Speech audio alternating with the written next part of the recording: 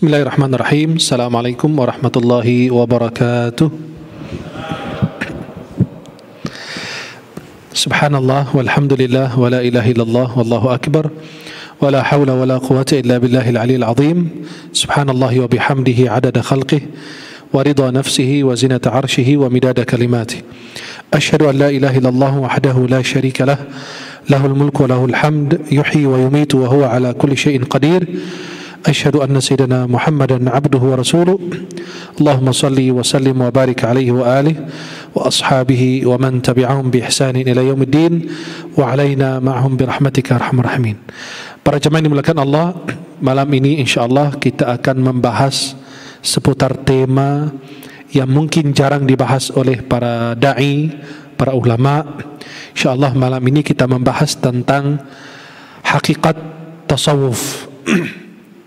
Kita dengar orang sufi, ahli tasawuf, ahli tariqat.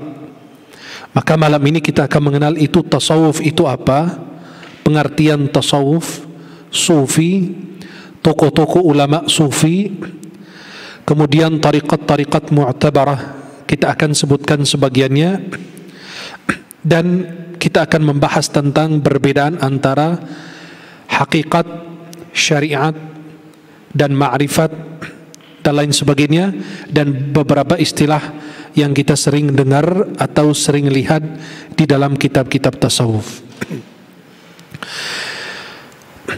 Kita mulai dari istilah sufi atau tasawuf. Tentu sangat dikenal di kalangan kita, terlebih lagi di kalangan masyarakat awam. Istilah ini sangat diagungkan dan selalu dihubungkan dengan kewalian. Selalu kata tasawuf dan sufi ini identik dengan para wali. Kemudian sifat zuhud dan kesucian jiwa yang disebut dengan tazkiyatun nafs. Bahkan mayoritas orang awam beranggapan bahwa seorang tidak akan bisa mencapai hakikat takwa tanpa melalui jalan tasawuf.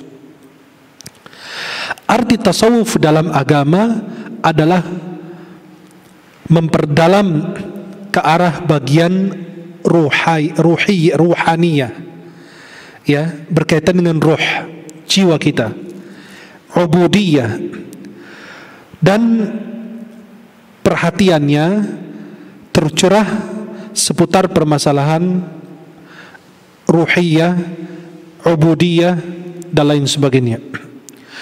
Dalam agama Kristen terdapat aliran tasawuf, khususnya bagi para pendeta. Di Yunani juga muncul. Tasawuf itu artinya apa? Mereka menyendiri. Kalau dalam agama Nasrani itu pendeta itu mengasingkan diri di tempat-tempat ibadah, ada tempat khusus mereka. Mereka itu disebut rahib. Rahib itu rahbanah. Dia mengasingkan diri, nggak ketemu dengan orang. Dia cuma hanya di situ untuk ibadah dan makan makanan yang zuhud, makanan yang sederhana, dan lain sebagainya. Di Persia juga ada aliran yang sama. Dan di negeri-negeri lain banyak aliran ekstrim di bidang rohaniyah. Ada di sebagian agama atau sebagian kelompok itu ada tasawuf ekstrim yang berlebihan. Kemudian Islam datang dengan membawa pertimbangan yang paling baik di antara kehidupan rohaniyah dan jasmaniyah serta dengan penggunaan akal. Maka insan itu sebagaimana digambarkan oleh agama yaitu terdiri dari 3 unsur: roh, akal, dan jasad. Masing-masing dari 3 unsur tersebut diberi hak sesuai dengan kebutuhannya. Seperti roh kita butuh apa, akal kita butuh apa, jasad kita butuh apa. Ketika Nabi SAW melihat salah satu sahabatnya berlebihan dalam salah satu sisi, sahabat itu segera ditegur oleh Rasulullah. Seperti apa? Dia dalam masalah akal, masalah ruhaniyah yang berkaitan dengan ruh atau jasad berlebihan, Nabi langsung menegur. Banyak dari golongan ahlus sunnah dan ulama salaf yang menjalankan tasawuf. Nanti insya Allah kita akan jelaskan. Kita dapat mengambil dari ilmu para sufi pada bagian yang murni dan jelas. Kan ada bagian sufi yang melenceng, yang jauh daripada ajaran ahlus sunnah wal jamaah ada. Itu ittihad, hulul, Allah menyatu dengan hamba, dan lain sebagainya. Dan itu adalah kesesatan yang sangat menyimpang dan jauh daripada ahlus sunnah wal jamaah. Di samping itu menjauhi hal-hal yang menyimpang, ya, dan disebut berlebih-lebihan, sebagaimana diterangkan oleh tokoh sufi yang terkenal seperti Imam Al-Ghazali. Imam Abu Hamid Al-Ghazali wafat 505 Hijriah. Harus kita, biar kita memberi gambaran tasawuf itu boleh atau tidak, harus kita mengenalnya lebih dahulu. Pengertian tasawuf secara lugawi dapat dilihat menjadi beberapa macam pengertian seperti yang akan saya sebutkan ini. Pertama, tasawuf itu berasal dari kata ahlus suffah, yang berarti sekelompok orang pada masa Rasulullah yang hidupnya berdiam di serambi-serambi masjid. Mereka mengabadikan hidupnya untuk beribadah kepada Allah. Dan di belakang makam Rasulullah ada teras agak tinggi. Itu tempat khusus mereka, namanya ahlus suffah. Seperti Sayyidina Abu Hurairah dan lain. Mereka hanya berdiam diri untuk ibadah dalam masjid. Ada yang bilang, loh kan Islam suruh kita bekerja, betul. Tetapi kan enggak semua orang, ada ahli ibadah, ada ahli fikih, ada ahli politik dan seterusnya. Di berbagai macam bidang ada. Maka di zaman Rasulullah ada seseorang anak muda yang menuntut ilmu, dan saudaranya bekerja. Yang kasih nafkah ke anak menuntut ilmu ini adalah saudaranya sendiri. Kemudian dia mengadu, ya Rasulullah, dia cuma belajar aja gitu, dia cuma ibadah doang, saya yang bekerja. Kata Nabi SAW apa? Bisa jadi kamu diberi rizki karena dia. Kita punya saudara putus untuk ibadah, untuk belajar. Mungkin Allah menitipkan rizkinya sama kita. Rizki saudara kita itu dititipkan melalui kita. Kemudian yang kedua, kata sufi itu berasal dari bahasa Yunani yang artinya hikmah. Ada juga yang mengatakan bahwa memakai pakaian wol itu suf, ya, dimaksudkan untuk bertasyabuh menyerupai Nabi Isa alaihissalam, karena beliau menggunakan pakaian dari wol itu, dari suf. Tasawuf berasal dari kata safa, berarti apa? Bersih atau suci. Safa itu artinya apa? Bersih atau suci. Itu diantara pengertiannya. Maulana Syekh Ali Jum'ah mengatakan, at-tasawuf huwa ibara an martabatil ihsan allati dhukirat fi hadits Jibril alaihissalam. Tasawuf ini sebenarnya gambaran daripada tingkatan ihsan yang sudah disebutkan dalam hadis Jibril, hadis Rasulullah SAW. Kan Jibril ketika bertanya kepada Rasulullah, beliau datang dalam rupa manusia, beliau bertanya, mal Islam, apa itu Islam? Apa itu iman? Apa itu ihsan? Maka yang pertama Islam, ya, yang kita kenal rukunnya 5, syahadat, salat, puasa, zakat, haji. Kemudian iman, beriman kepada Allah, kepada malaikat, kitab-kitab Allah, para nabi dan rasul, dan seterusnya. Yang ketiga, beritahukan aku tentang ihsan. Akhbirni 'anil ihsan. Qala an ta'budallaha ka'annaka tarah, fa in lam takun tarahu fa innahu yarak. Engkau beribadah kepada Allah seolah-olah engkau melihat Allah. Kalau tidak, pasti Allah melihatmu, Allah mengawasimu.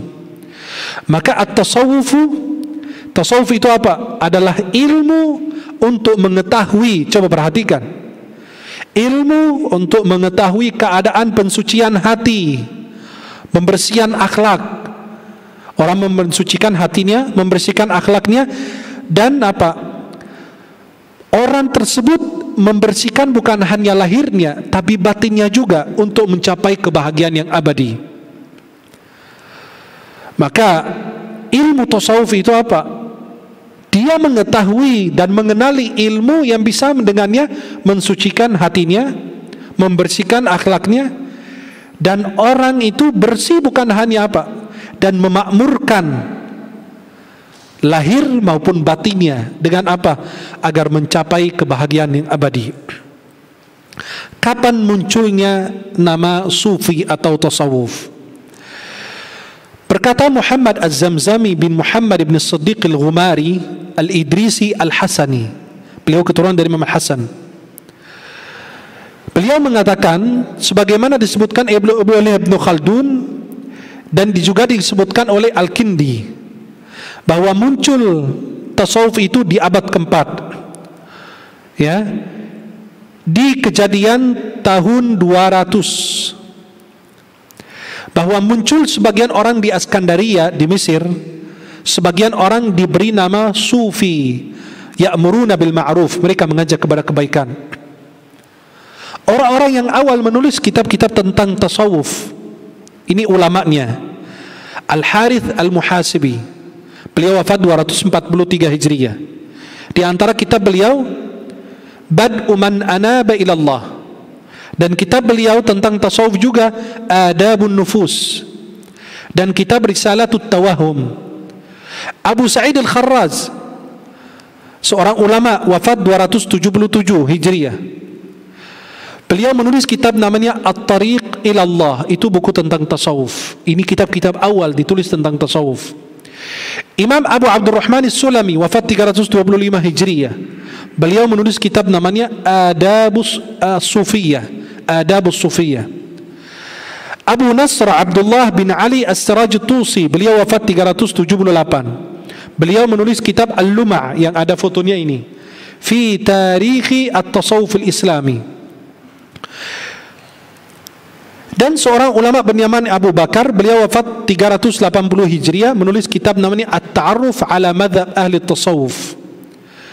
Dan Imam Abu Talib Al-Makki menulis kitab namanya Qutil Qulub fi Muamalatil Mahbub, beliau wafat 386.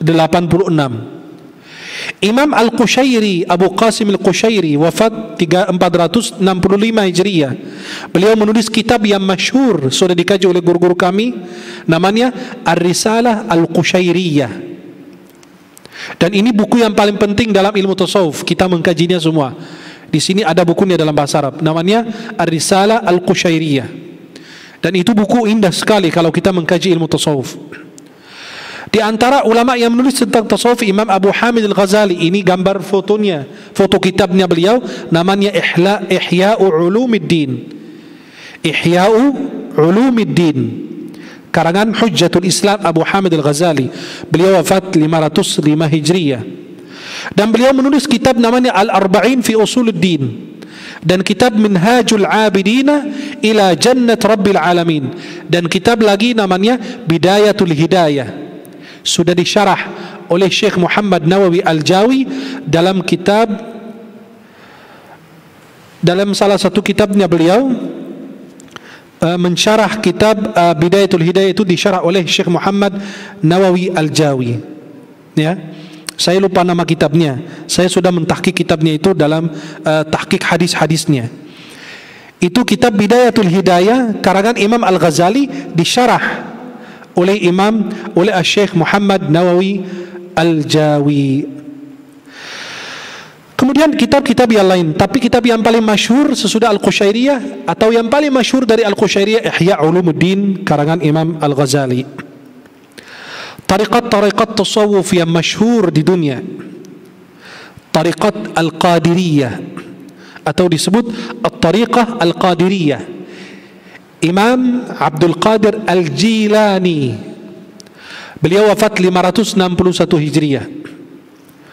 Ini foto makamnya beliau. Tariqatnya beliau ini masyhur di Suriah, di Qaukaz. Orang Ahlus Sunnah Jamaah di negeri Irak, Mesir, Busnah, Asia Tengah, kemudian Afrika juga ada, Asia ada, India, Pakistan, Maroko, dan Cina. Tariqat Al-Qadiriyah, Syekh Imam Abdul Qadir Al-Jilani. Dan ini foto makamnya beliau di Irak. Kemudian tariqat kedua, Tariqat Rifa'iyah. Pendirinya namanya Syekh Ahmad bin Ali Ar-Rifa'i, wafat 578 Hijriah.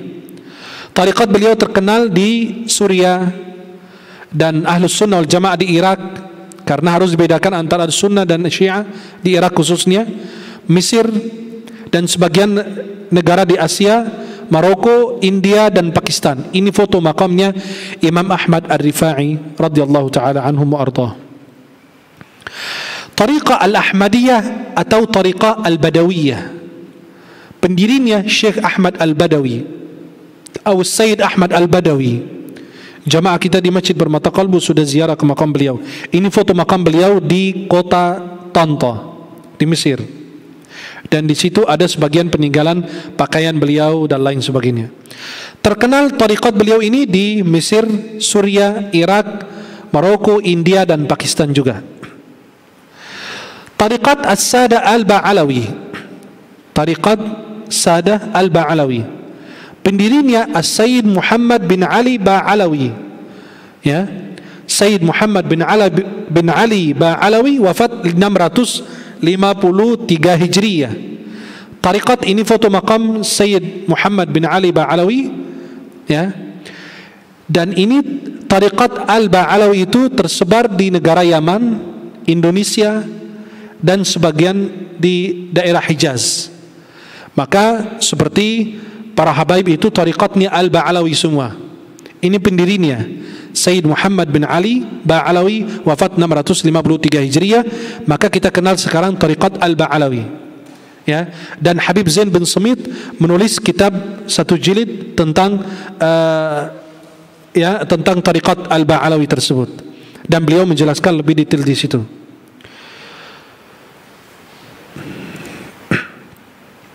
Kemudian tariqat berikutnya adalah tariqat Asy-Syadziliyah. Pendirinya Al-Imam Abil Hasan Asy-Syadzili. Beliau wafat 656 Hijriah. Ya. Imam Abil Hasan Asy-Syadzili seorang ulama ahli tasawuf terkenal. Imam Abul Hasan Asy-Syadzili ini wafat di Mesir. Aslinya beliau dari Maroko, dari kampung namanya Gumarah. Beliau lahir besar di situ. Beliau mendalami Al-Quran, ilmu agama. Kemudian beliau hijrah mencari seorang syekh disebut wali Qutb pada saat itu. Beliau mencarinya. Beliau pergi ke salah satu negara. Kemudian ulama di situ bilang, kamu mau ngapain di sini, cari siapa? Ulama, syekhnya kamu ada di negerimu sendiri. Sayyidi Al-Imam Abdus Salam bin Mashish atau Abdus Salam bin Bashish, dibaca Bashish atau Mashish, guru daripada Imam Abul Hasan Asy-Syadzili. Imam Abul Hasan Asy-Syadzili udah tahu Sayyidi Abdus Salam ini lagi khalwat di atas gunung, di puncaknya gunung, di gua. Dan beliau sebelum naik berjumpa dengan Sayyidi Abdus Salam bin Mashish atau bin Bashish, beliau mandi lebih dahulu, membersihkan dirinya. Sebelum naik, Imam Sayyidi Abdus Salam turun, berjumpa dengan Imam Al-Hasan Asy-Syadzili. Kemudian Imam Abdus Salam bin Mashish langsung menyebut namanya Imam Abul Hasan Asy-Syadzili sampai Rasulullah, disebut nasabnya langsung. Itulah para aulia, para ulama, orang yang dekat dengan Allah. Coba antum praktikkan. Kalau antum rajin zikir, rajin ibadah, mata hati antum akan terbuka, akan bisa melihat orang, bisa mengetahui. Sayyid Abdus Salam bin Mashish, kemudian tiba-tiba Imam Abul Hasan Asy-Syadzili senang dengan beliau, banyak karamahnya, banyak ilmu yang didapati. Beliau menemani Sayyid Abdus Salam di situ. Kemudian beliau diperintahkan untuk pergi ke Mesir, mendidik 40 murid. Dan di antara muridnya beliau Imam Abul Abbas Al-Mursi. Jamaah kita di Masjid Bermata Qalbu sudah ziarah juga. Imam Abul Abbas Al-Mursi depan-depanan dengan Masjid Imam Al-Busairi, pengarang Qasidah Al-Burdah. Maka coba perhatikan, ini ulama belajar, walaupun ahli tasawuf tetap dia belajar fikih, belajar Quran, tafsir, hadis, semua dia pelajari. Kenapa? Karena tasawuf tambah fikih musibah. Tasawuf tambah belajar tauhid, belajar hadis, itu berantakan, bisa menjadi zindiq, na'udzubillah. Maka Imam Abul Hasan Asy-Syadzili, beliau dikatakan ketika mau berangkat di akhir hayatnya beliau buta. Ketika beliau mau berangkat haji atau pulang haji, beliau menyuruh muridnya membawa kapak sama alat perlengkapan jenazah. Muridnya nanya, buat apa dibawa ini semua? Kata Sayyidi Al-Imam Abul Hasan Asy-Syadzili, fi Humaithirah saufa tara. Nanti kamu di Humaithirah, itu nama tempat di Mesir, di padang pasir, di Gurun Idhab namanya, di provinsi Al-Bahrul Ahmar. Kata Imam Abul Hasan, fi Humaithirah saufa tara. Nanti kamu di Humaithirah kamu tahu. Ternyata Imam Abul Hasan Asy-Syadzili udah tahu dekat ajalnya beliau. Itu kan orang kalau lagi mau akhir hayat, kadang-kadang ada teman kita tiba-tiba WA minta maaf apalah gitu, tiba-tiba meninggal. Karena Allah yang menggerakkan, bukan dia bergerak sendiri. Allah menggerakkan hamba begitu. Allah kasih rahasia dalam hati hamba, dia tahu bahwa dia sebentar lagi menghadap Allah. Kemudian kata Imam Abul Hasan, nanti di Humaithirah kamu tahu. Imam Abul Hasan malam hari kumpulkan murid-muridnya beliau, diberi nasihat, diberi mau'izah, terus mengingatkan mereka. Kemudian beliau meminta Imam Abul Abbas Al-Mursi, murid kesayangan beliau dan penerus tarikat Imam Abul Hasan Asy-Syadzili kedua, kan pendirinya Imam Abul Hasan, penerus keduanya adalah Imam Abul Abbas Al-Mursi. Kemudian ketiga, Imam Ibnu Athaillah As-Sakandari, pengarang kitab Al-Hikam yang kita semua kenal, Al-Hikam Al-Athaiyah. Kemudian Imam Abul Hasan memberi nasihat kepada murid-muridnya. Kemudian habis itu beliau memanggil Abul Abbas Al-Mursi, murid kesayangan beliau, diberi nasihat, diberi ilmu, diberi wirid, zikir dan lain. Kemudian kata Imam Abul Hasan, ini murid kesayangan saya, ini khalifah, penerus saya. Akhirnya Imam Abul Hasan Asy-Syadzili wafat di Humaithirah betul, sesuai. Dan beliau dikatakan oleh para ulama berdoa agar Allah wafatkan di tempat yang orang tidak pernah maksiat di situ. Beliau ternyata wafat di padang pasir, di tempat yang kalau tempat-tempat perumahan dan lain orang maksiat, tapi kalau di padang pasir kan beda. Coba perhatikan, Imam Abul Hasan ini punya wirid. Wirid itu apa? Maka ulama tasawuf bilang, man laysa lahu wird fahuwa qird. Barang siapa tidak punya wirid, maka dia monyet. Nggak punya wirid, nggak jelas. Antum punya zikir pagi petang Rasulullah baca, punya wirid, ada Ratibul Hadar, Ratibul Atas, ada wirid Ahzab, disebut hizb. Hizb Al-Imam Asy-Syadzili. Imam Asy-Syadzili punya beberapa hizb. Ada Hizbul Bar, ada Hizbul Bahr, ada Hizbul Lutf, ada Hizbul Ikhfa. Hizbul Bahr itu dikarang, ditulis oleh beliau ketika lagi naik kapal di laut. Ketika pada saat itu terjadi goncangan yang dahsyat, Allah mengilhamkan beliau berdoa dengan doa tersebut. Seperti kalau antum lagi ketakutan apa, tiba-tiba ada doa, ya Allah berikan ke antum gitu pada saat itu. Ini seorang ulama, hafal banyak zikir banyak, Allah ilhamkan doa. Kita pakai doa ini sampai sekarang. Maka disebut Hizbul Bahr. Hizbul Bahr itu ada waktu bacaannya, habis subuh atau habis asar. Tapi kalau tariqat Syadziliyah bacanya habis asar. Dan ketika antum baca kalimat wasakhir lana, ya, wasakhir lana al-bahra, pada saat antum baca kalimat bahr itu, ya Allah tundukkan laut ini kepada kami, kata beliau. Di situ antum sebutkan hajat antum. Dan hizb itu sudah masyhur, orang-orang yang belajar atau yang berada dalam tariqat Syadziliyah, mereka sudah tahu. Itu zikir, ayat Quran, doa-doa, ya Aliyu, ya Halim, ya Karim, ya, doa-doa dan zikir. Ada ayat Yasin wal Quranil Hakim. Kemudian ada ayat, ada doa Bismillahilladzi la yadurru ma'a ismihi syai'un fil ardi wa fis sama' wa huwas samiul alim. Fallahu khairun hafizan wa arhamur rahimin. Doa-doa dan zikir yang biasa kita baca. Tetapi itu adalah yang Allah ilhamkan kepada beliau. Maka Imam Abul Hasan Asy-Syadzili itu beliau meninggalkan hizb-hizb tersebut, wirid-wirid tersebut.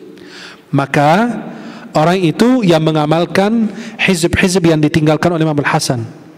Orang yang kerasukan bisa membaca hizb, ada niatnya, ada waktunya. Membaca surat Al-Fatihah berapa kali, surat Quraisy berapa kali. Itu ada amalan dari para ulama tariqat Syadziliyah.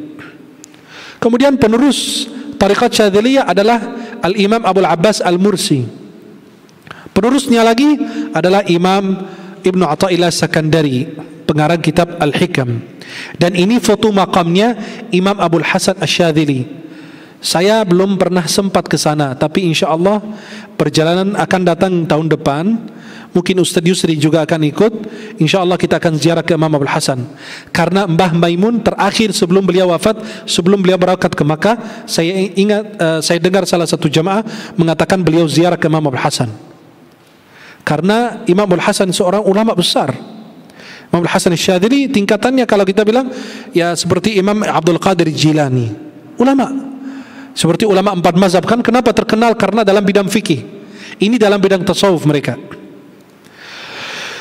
Ini khalwatnya, tempat khalwatnya Sayyidi Abdul Hasan Asy-Syadzili di Maroko. Ini tempat beliau khalwat. Ya. Di situ beliau berkhalwat. Artinya berkhalwat apa? Baca doa, zikir, menyendiri, menjauhi diri dari orang. Ini masjidnya Imam Abdul Hasan Asy-Syadzili di Mesir. Di Sahra, di Gurun Idab. Dan subhanallah di situ enggak ada orang sama sekali. Ketika makamnya sudah ada, dibangun masjid, ramai orang di situ, masya Allah tinggal. Dan itu sebuah keberkahan, masya Allah. Kemudian Tariqat Al-Burhaniyah Ad-Dusuqiyah, pendirinya Sayyidi Ibrahim Ad-Dusuqi. Beliau wafat 676. Kita pernah sama jamaah kemarin, tapi ini lagi tutup pintu makamnya. Kita mau ziarah makam beliau, pintu makamnya itu sudah ditutup. Khadimnya, pelayan makam ini sudah kunci, sudah pulang. Tariqat itu terkenal di mana? Mesir, Sudan, Libya, Tunisia, Jazair, Maroko, Jerman, Italia, Prancis, Denmark, Belanda, Rusia, Switzerland, Saudi, Jordan, Suriah, Yaman, Emirat, Kuwait, Pakistan, Lebanon, Amerika, Kanada. Itu banyak pengikut tariqat Imam Ibrahim Ad-Dusuqi, dan beliau juga ada wirid dan zikir khusus. Setiap tariqat punya wirid. Ada aurat tariqah Al-Qadiriyah, wirid Imam Abdul Qadir Jilani. Wiridnya Al-Ba'alawi yang dibaca adalah Ratibul Haddad, Ratibul Attas. Ada wiridnya Sayyidi Abdul Hasan Asy-Syadzili, Hizbul Bar, Hizbul Bahr, Hizbul Ikhfa, Hizbul Nasr, dan seterusnya. Kemudian tariqat Burhaniyah Ad-Dusuqiyah, ada wiridnya, wirid Sayyidi Ibrahim Ad-Dusuqi. Ada wirid-wirid dan hizb yang dibaca oleh pengikut tariqat Dusuqiyah. Ini tariqat Naqsyabandiyah. Pendirinya Syekh Muhammad Bahauddin Shah Naqsyabandi, wafat 791 Hijriah. Ini makamnya beliau. Beliau dimakamkan di taman rumahnya. Di halaman rumahnya itu beliau dimakamkan.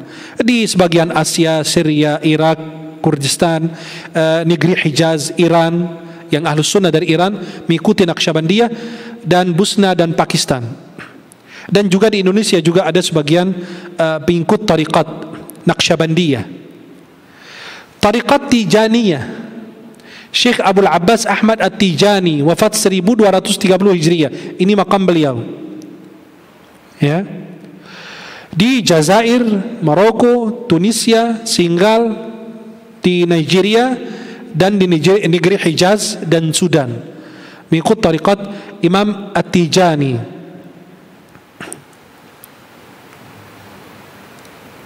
Kemudian tariqat berikutnya tariqat Al-Idrisiyah. Ini tariqat dan nanti lahir tariqat namanya Al-Ja'fariyah, Maulana Syekh Shalih Al-Ja'fari radhiyallahu an. Ini tariqat Al-Idrisiyah, ini makamnya. Di dalam situ makamnya Syekh Ahmad Ibni Idris Al-Fasi, wafat 1253 Hijriah. Terkenalnya di Sudan dan di Somalia. Di Somalia dan di Sudan terkenal tariqat Idrisiyah. Maka Maulana Syekh Shalih Al-Ja'fari radhiyallahu an, beliau tariqatnya Idrisiyah Ja'fariyah. Ini Maulana Syekh Shalih Al-Ja'fari. Beliau pendiri tariqat Ja'fariyah. Maulana Al-Imam Syekh Shalih Al-Ja'fari Al-Husaini, keturunan Imam Husain. Ja'fari itu bukan Syiah, beda. Beliau mazhabnya Maliki. Beliau Imam Masjid Al-Azhar.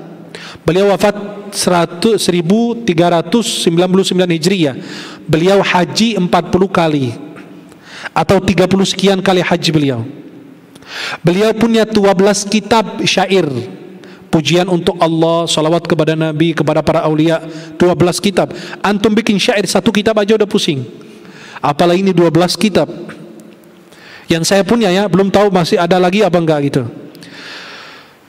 Dan beliau ini tidak pernah keluar. Beliau berkhalwat di Masjid Al-Azhar 50 tahun. Dan antum kalau lihat kasurnya beliau, ajaib, kecil, kayak di penjara dulu ya.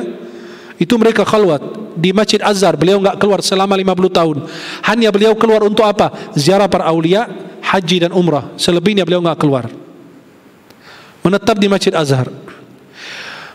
Kakek saya, saudara nenek saya, beliau dulu belajar di Azhar dan lihat Syekh Saleh, Maulana Syekh Saleh. Beliau bilang, saya ketika belajar di Azhar, saya ketemu dengan orang Sudan. Memang beliau asli dari Danqala, Sudan. Tapi beliau menetap di Mesir, meninggal di Mesir. Kakek saya bilang waktu saya lihat, ini orang badannya besar, suaranya tinggi, tapi kok hitam kulitnya, tapi wajahnya kayak ada cahayanya gitu. Bercahaya kata beliau.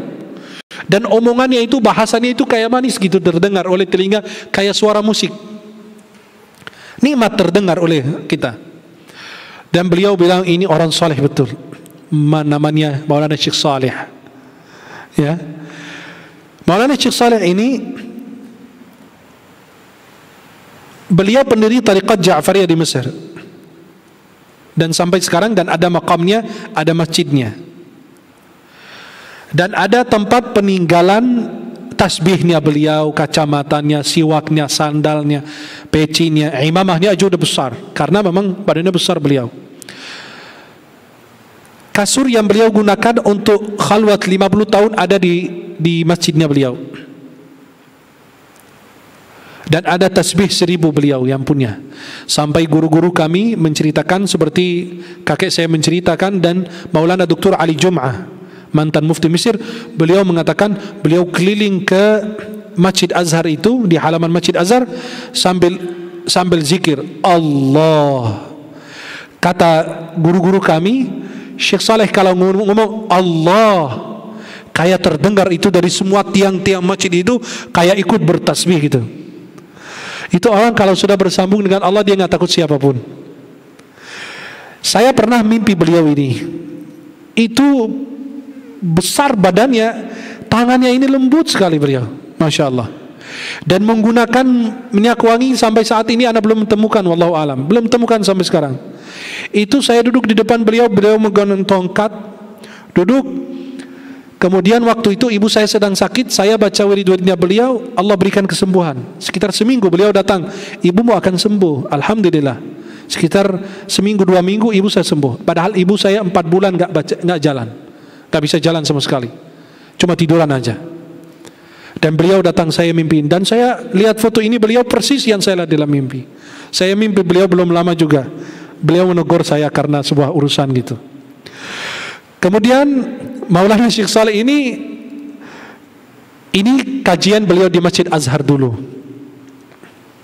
Ya, ini kajian beliau di Masjid Azhar. Sehabis khutbah Jumat, beliau terusin kajian lagi. Maka disebut imam wa khatib Masjid Azhar wa sahib dars al-Azhar al-syahir. Imam Masjid Azhar, dan beliau seorang pengajar, ya, punya dars pelajaran kajian sehabis salat Jumat. Dan ini foto di kajian Azhar beliau. Ini foto beliau bersama seorang ulama besar kita, Maulana Ad-Doktor Abdul Halim Mahmud, Grand Sheikh Azhar. Beliau ini seorang ulama ahli tasawuf. Beliau tariqatnya Syadziliyah. Maulana Dr. Abdul Halim ini, beliau tariqatnya Syadziliyah, pengikut Imam Abul Hasan Syadzili. Maka beliau mengarang kitab tentang madrasah, sekolah tariqat Syadziliyah, dan beliau mengarang kitab tentang Imam Abul Hasan Syadzili, dan menceritakan nama beliau, pelajarannya, guru-gurunya, dan lain sebagainya. Ini seorang ulama besar bertemu. Tuh, pandangin mereka aja indah gitu. Maulana Syekh Saleh lagi duduk sebelah dengan Maulana Dr. Ali Abdul Halim Mahmud, seorang ulama ahli tasawuf yang kita kenal di Mesir. Dan Maulana Dr. Abdul Halim Mahmud ini pernah mengalami kesulitan yang luar biasa, kata beliau. Ada sebuah masalah yang menyulitkan beliau, sehingga beliau lagi di rumah, habis Isya datang orang soleh, kata beliau. Maulana Syekh Dr. Abdul Halim menceritakan dalam kitab biografi Imam Abul Hasan Syadzili dan beberapa kitab lain. Maulana Dr. Abdul Halim lagi mikirin masalah yang dihadapi beliau.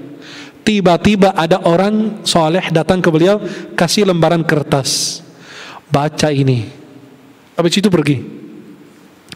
Pas beliau buka, beliau bawa kertas tersebut ke ruangan. Ruangan itu ada buku-bukunya beliau, ya. Ada lemari bukunya, cuma ada meja belajar. Beliau ya mengarang kitab di situ, menulis, belajar dan lain sebagainya. Kata beliau, saya masuk ke ruangan saya. Dr. Abdul Halim Mahmud bukan orang awam, ini ulama besar. Kalau bercerita kita insya Allah percaya. Beliau mengatakan, kertas yang dikasih itu isinya salawat. Allahumma salli salata jalalin wa sallim salama jamalin ala hadrati habibika sayyidina Muhammad wa ghshihi Allahumma binurika kama ghsyatu sahabat at-tajliyat fanadhar ila wajhikal karim, ya, dan seterusnya. Beliau baca ini salawat sampai beliau berpikir, ini kok kayak bercahaya ini kertas tulisan itu. Sampai beliau kan pakai kacamata, beliau lepas kacamatanya, diiniin matanya biar lihat kayak bercahaya itu tulisan-tulisan dan salawat yang beliau baca itu. Kata beliau, itu merasa itu isyarat Allah akan kasih jalan keluar dari permasalahan yang dihadapi. Ternyata betul. Dan di sini salah satu guru kita di sini, saya kasih baca salawat tersebut, alhamdulillah Allah kasih kemudahan juga. Salawatnya singkat, Allahumma salli salata jalalin wa sallim salama jamalin ala hadrati habibika sayyidina Muhammad wa ghshihi Allahumma binurika kama ghasyatu sahabata tajliyat fanadhara ila wajhika al-karim wa bihaqiqati al-haqaiq kallama malahu al-azim alladhi a'adahu min kulli su'in wa makruh, dan seterusnya. Kemudian ini maqamnya Maulana Syekh Salih Al-Ja'fari. Saya biasanya kalau ke Mesir biasa ziarah ke makam beliau, nikmat. Ya, kenapa? Ziarah orang-orang soleh. Ziarah ingat akhirat, ingat kematian, dan sekaligus kita ingat orang-orang soleh. Berharap kita dikumpulkan bersama mereka. Ada yang bilang, dari mana antum tahu orang soleh? Hanya karena namanya Syekh Soleh? Bukan. Kita berhusnuzan kepada ulama-ulama kami. Beda dengan orang-orang yang bersu'uzan. Fulan mati, wih, mana dia ulama begitu? Enggak. Kita berhusnuzan kepada Allah bahwa ini adalah orang soleh. Manhaj ilmiah yang digunakan dalam tasawuf. Pertama, ilmu. Orang tasawuf itu bukan orang bodoh semua, bukan orang jahil. Kenapa? Mereka berilmu. Imam Abdul Qadir Jilani, ulama mazhab Hambali, beliau punya kitab. Imam Ibrahim Ad-Dusuqi punya kitab-kitab juga. Kemudian Imam Syekh Salih Al-Ja'fari punya kitab-kitab. Dan ulama semua punya ilmu. Yang kedua, suhbah, bergaulan. Mereka bergaul dengan orang-orang baik. Yang ketiga, mujahadatun nafs, melawan hawa nafsu. Zikrullah, zikir. Kunci mereka itu adalah wirid, hizb. Wirid itu mereka tidak bisa tinggal. Kemudian khalwah. Khalwah itu, saya punya guru penulis kitab-kitab tentang tasawuf di Mesir. Beliau kadang-kadang diam-diam menghilang. Menghilang apa? Berkhalwat. Kita tidak tahu ada di mana. Saya nanya guru-guru saya, di mana Dokter Fulan? Beliau bilang nggak tahu. Nampaknya dia lagi khalwat. Berkhalwat itu apa? Menghilang sehari dua hari di satu tempat yang orang tidak mengenal beliau, duduk aja cuma berzikir, beribadah. Kenapa? Karena 24 jam mikirin dunia. Kapan dia mikirin Allah? Maka kadang-kadang guru kami bilang, dulu waktu saya di Mesir, kamu harus berkhalwat, menjauhi orang. Maka saya dari maghrib habis isya duduk berzikir, berdoa, membaca wirid, udah khalwat, nggak boleh matikan HP, nggak boleh ada yang ketemu. Dan kalau baca wirid nggak boleh putus, nggak boleh baca wirid itu sampai selesai. Siapapun panggil nggak boleh, kecuali kalau memang kondisi darurat. Kemudian khalwat berikutnya adalah mursyid atau disebut syekh, pembimbing kita yang mengarahkan kita. Dan syekh itu, mursyid itu perlu. Kenapa? Seperti Imam Abul Hasan Asy-Syadzili mencari seorang guru. Bukan dia tidak tahu. Masa dia tidak bisa beribadah kepada Allah? Bisa, tapi lebih bagus kita dituntut oleh seorang ulama. Maka beliau mencari seorang wali atau seorang syekh, mursyid. Beliau dipertemukan oleh Allah dengan Imam Abul Fath Al-Wasiti pertama. Kemudian diarahkan, ada wali kutub di dalam negerimu, kembali sana. Beliau ketemu dengan Maulana Abdus Salam Ibni Mashish atau Ibni Bashish. Kemudian Imam Abul Hasan menimba banyak ilmu dari beliau. Maka mursyid itu menyatu dengan murid. Maka semua bacaan dikasih tahu gurunya, kamu baca ini, kamu amalin ini. Nanti ada mimpi diceritakan ke gurunya, oh nanti diarahkan. Dan tidak putus kontak-kontakan dengan gurunya. Kemudian para jamaah dimulakan Allah, berapa istilah penting dalam ilmu tasawuf yang kita sering dengar? Al-maqamat, disebut maqam, posisi rohani yang dilalui oleh seorang sufi dalam proses apa? Mujahadahnya. Maqam itu tingkatan, di mana dia berada dalam posisi itu untuk sementara waktu, kemudian melalui mujahadahnya dia akan terus merambat naik ke posisi yang lebih tinggi lagi. Maka dia bilang naik tingkat, maqam. Maka nanti guru akan kasih tahu, kamu nanti sebentar lagi naik maqam, naik tingkat. Hati-hati, jaga jangan sampai tergelincir balik lagi. Kenapa? Makin naik maqam makin banyak goncangan, makin banyak ujian. Kemudian disebut al-ahwal, hembusan ruhani yang masuk ke dalam hati tanpa disengaja ataupun diusahakan. Al-ahwal adalah anugerah, sedangkan al-maqamat bisa diusahakan. Antum bisa mengusahakan diri untuk naik tingkat, bisa dengan berbanyak ibadah dan lain. Tapi al-ahwal itu datang tidak berwujud dan tidak berbentuk, sedangkan al-maqamat diperoleh dengan usaha yang sungguh-sungguh. Maka nanti Allah akan kasih al-ahwal tersebut kepada seorang murid. Kemudian hub, perlu di situ dalam tasawuf itu cinta. Dalam pandangan tasawuf, mahabbah, cinta merupakan pijakan bagi segenap kemuliaan hal. Maka itu perlu cinta, mencintai Allah, mencintai Rasul, mencintai mursyidnya, memuliakan, menghormati. Itulah perlu hub. Kalau tidak ada, hilang. Kemudian berikutnya adalah rindu, syauq. Selama masih ada cinta, syauq itu tetap diperlukan. Rindu itu selalu ada. Kalau antum mencintai seseorang, rindu ingin bertemu dengannya. Dalam lubuk jiwa rasa rindu hidup dengan subur, yakni rindu ingin segera bertemu dengan Allah Subhanahu wa ta'ala. Kemudian tawajud adalah panggilan rasa cinta yang diperoleh melalui cara ikhtiar, usaha. Orang yang tidak memilikinya atau mengalami tawajud tersebut tidak mendapatkan wajd, tidak bisa mendapatkan. Yang tidak tawajud tidak mendapatkan wajd, rasa cinta yang sesungguhnya. Karena jika dia mendapatkan wajd, berarti dia adalah seorang al-wajdu atau pencinta sejati Allah Subhanahu wa taala. Kasyaf, kita ketemu sebagian orang itu kasyaf, bisa melihat. Bukan dia mengetahui yang gaib, tapi Allah mengilhamkannya, Allah memperlihatkannya. Nampak sesuatu yang gaib melalui mata batin, bukan mata kepala yang lihat. Kenapa? Kalau mata kepala semua orang bisa melihat, tapi itu mata hati, bisa dirasakan, bisa diketahui. Seolah-olah nampak dengan mata kasarnya. Dia melihat dengan mata hati, sebagaimana Anda melihat dengan mata kepala. Maka kadang-kadang kalau kita ketemu guru-guru kami, dia bilang, kamu jangan mikirin masalah, insya Allah sebentar lagi selesai, paling istighfar aja. Loh, kok bisa tahu? Imam Abdus Salam bin Mashish, ketika Imam Abul Hasan Syadzili mau bertemu, dia sebutkan, hei Abul Hasan sini, disebutkan namanya, nasabnya sampai Rasulullah. Kaget Imam Abul Hasan, wah ini benar nih, bukan sembarangan ini pasti. Kadang-kadang sebelum kita berbicara dia sudah kasih tahu. Itu yang namanya kasyaf. Dan itu ada cara-caranya untuk mendapatkan kedudukan tersebut.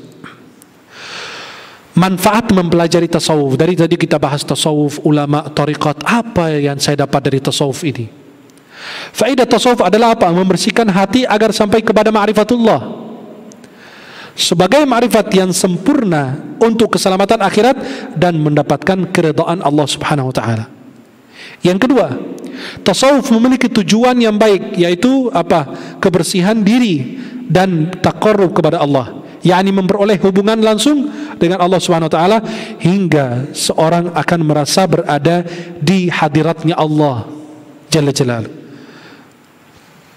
Kemudian manfaat tasawuf, apabila dapat mengamalkan tasawuf dengan baik, maka dapat mengendalikan emosional dengan baik pula Dengan emosional kita, emosi kita ini, marah diri kita itu dikendalikan. Tasawuf merupakan salah satu mata pelajaran yang perlu diajarkan di madrasah dan mata kuliah di perguruan Islam, untuk mengembangkan kehidupan agama yang komprehensif dan utuh, serta untuk mengembangkan masyarakat dan bangsa yang bersih, sehat dan maju. Tasawuf mendidik anggota masyarakat untuk mengambil keputusan yang bijaksana. Ini ulama-ulama tasawuf dari abad 2 Hijriyah.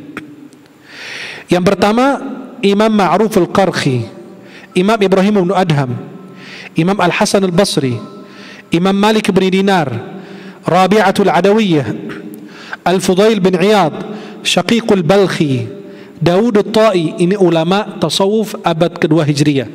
Abad ketiga Hijriyah, Abu Yazid al-Bustami, Al-Harith al-Muhasabi, Sri As-Saqti, Al-Junaidi, Dhunnun al-Misri, Bishr al-Hafi, Sahl al-Tusturi, Ibrahim al-Khawas, Hatim al-Asam, Abu Sulaiman al-Darani, Abu Bakr al-Warraq, Abu al-Abbas ibn Masruq. Ulama abad keempat Hijriyah. Abu Talib al-Makki, Abu Bakr al-Shibli, Al-Hakim al-Tirmidhi, Abu Amr al-Dimashqi, Abu Ja'far ibn Himdan, Abu al-Husain ibn Hind. Ulama tasawuf abad kelima Hijriyah. Abu Qasim Abdul Karim ibn Hauzan al-Qushairi, yang pengarang kitab namanya Ar-Risalah al-Qushairiyah.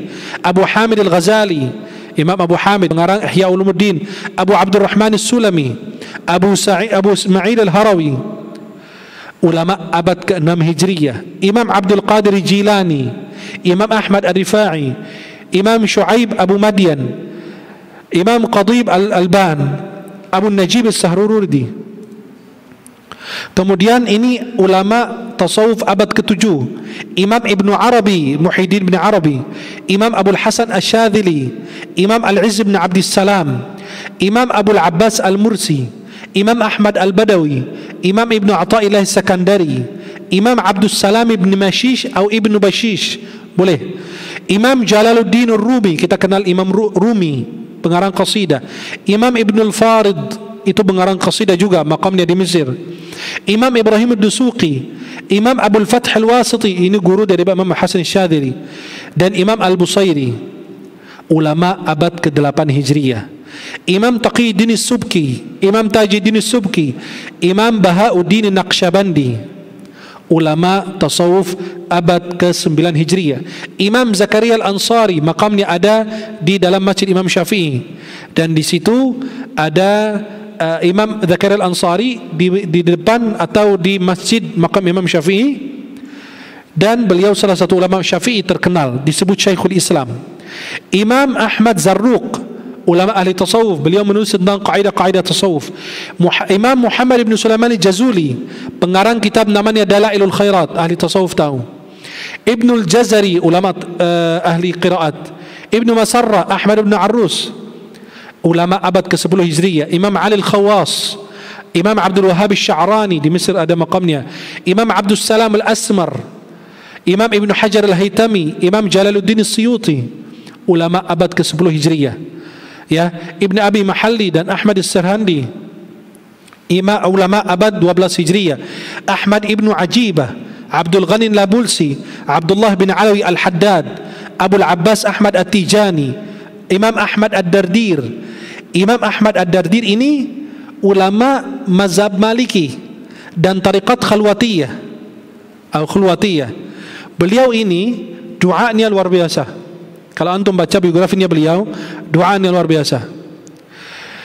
Imam atau Syekh Ma'ul Ainain, itu ulama abad 12 Hijriyah. Ulama abad 13 Hijriyah, Imam Muhammad ibn Ali As-Sanusi, Imam Yusuf An-Nabhani, Imam Ahmad ibn Idris Al-Fasi, ini guru daripada Syekh Salih Al-Ja'fari.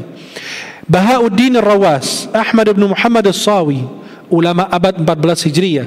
Imam Ahmad Al-Alawi, Muhammad Al-Hashim Al-Tilmisani, Imam Abdul Halim Mahmud, Imam Yusuf An-Nabhani, ulama abad 15 Hijriyah. Imam Syekh Abdullah Sirajuddin, Syekh Ahmad Kuftaru, Syekh Abdul Rahman Al-Shaghuri, beliau masih ada videonya. Syekh Ahmad Kuftaru masih. Sayyid Muhammad Alawi Al-Maliki, Syekh Muhammad Mutawalli Al-Sya'rawi, Imam Abdul Qadir Isa, Sayyid Sa'id Hawa, Imam Abdul Qadir bin Ahmad As-Saqqaf, Imam Abdul Qadir As-Saqqaf yang ada di Jeddah. Kemudian tasawuf itu dibagi menjadi syariat dan hakikat, dan ilmunya menjadi zahir dan batin, lahir dan batin. Ilmu yang zahir itu apa? Berkaitan dengan ibadah, akhlak, akidah, adab, suluk. Kemudian dinamakan dengan ilmu syariat. Ibadah, salat, akidah itu dinamakan ilmu syariat. Akan tetapi ilmu hakikat itu apa? Ilmu khusus yang Allah berikan kepada hamba-hamba yang beriman. Siapa?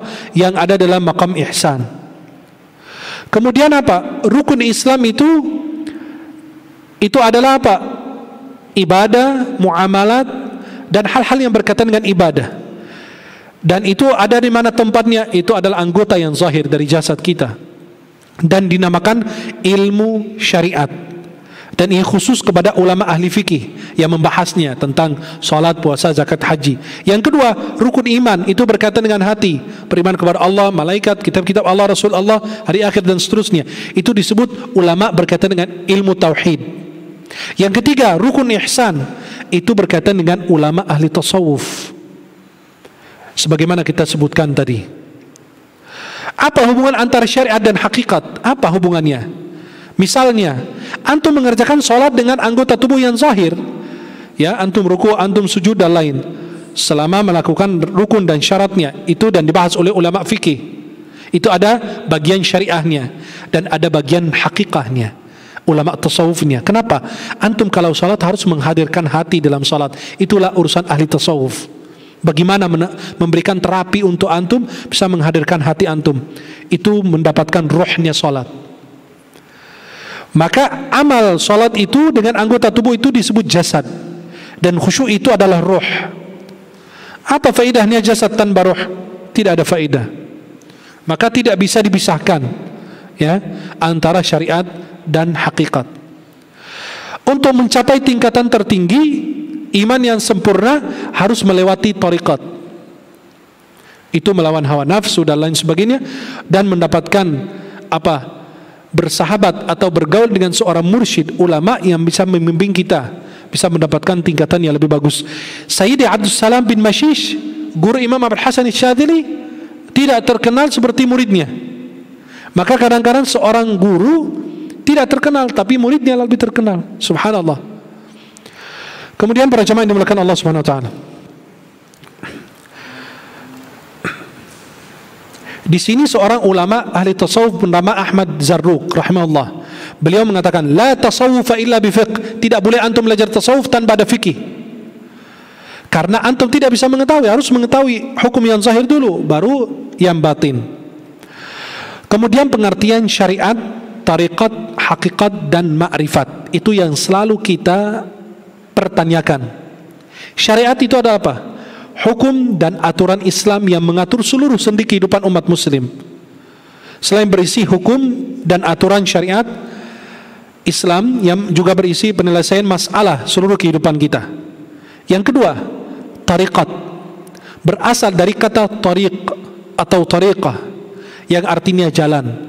Jalan yang dimaksud di sini adalah jalan untuk menjadi orang bertakwa, menjadi orang yang diridhai Allah. Secara praktisnya, tariqat adalah kumpulan amalan-amalan lahir dan batin yang bertujuan untuk membawa seorang untuk menjadi orang bertakwa. Hakikat artinya apa? Etikat atau kepercayaan sejati mengenai Allah. Maka hakikat itu pekerjaan apa? Hati. Sehingga tidak ada yang dilihat, didengar selain Allah. Atau gerak dan diam itu diyakini dalam hati pada hakikatnya adalah kekuasaan Allah Subhanahu wa taala. Istilah ma'rifat. Ma'rifat itu berasal dari kata al-ma'rifah yang berarti mengetahui atau mengenal sesuatu. Dan apabila dihubungkan dengan pengalaman tasawuf, maka istilah ma'rifat di sini berarti mengenal Allah ketika sufi mencapai maqam dalam tasawuf. Maka kalau antum naik tingkat disebut ma'rifat. Kalau antum sudah masuk tasawuf dapat tingkatan disebut ma'rifat. Berarti antum sudah mencapai tingkatan di dalam ilmu tasawuf. Ma'rifat yang terakhir, ma'rifat menurut Imam Al-Ghazali. Coba perhatikan beliau. Ma'rifat itu kata Imam Ghazali, al-ittila'u ala asrarir rububiyyah wal ilm bitarrattubil umuri ilahiyyah al-muhita bikullil mawjudat. Ya, terbubuknya apa? Rahasia-rahasia ketuhanan, ya, yang terdapat di dalam hukum-hukum Tuhan yang meliputi segala sesuatu yang ada. Artinya apa? Antum mendapatkan tingkatan paling bagus ketika antum mendapatkan ma'rifatullah. Maka Agim punya kajian namanya ma'rifatullah, kajian ma'rifatullah. Kenapa? Karena itu dalam tingkatan-tingkatan tasawuf. Dan mudah-mudahan kita bisa bukan hanya mempelajari tasawuf, tapi mempelajari fikih, mempelajari Quran, hadis, agar kita bisa memilih yang baik dan yang buruk. Mudah-mudahan Allah senantiasa meridai kita semua dan Allah senantiasa merahmati kita semua. Karena pembahasan tasawuf terlalu lebar, itu mungkin yang saya ingin bahas. Mudah-mudahan bermanfaat. Mudah-mudahan yang saya sampaikan bermanfaat bagi diri saya dan jemaah semua. Semoga Allah senantiasa merahmati kita. Wallahu ta'ala a'la wa a'lam bissawab. Terima kasih, jazakumullah khairan, sahabat-sahabat semuanya sudah mengikuti channel YouTube saya. Semoga yang kami tayangkan itu bermanfaat. Jangan lupa share, like, dan subscribe. Mudah-mudahan insyaallah kita semua dalam lindungan Allah Subhanahu wa taala.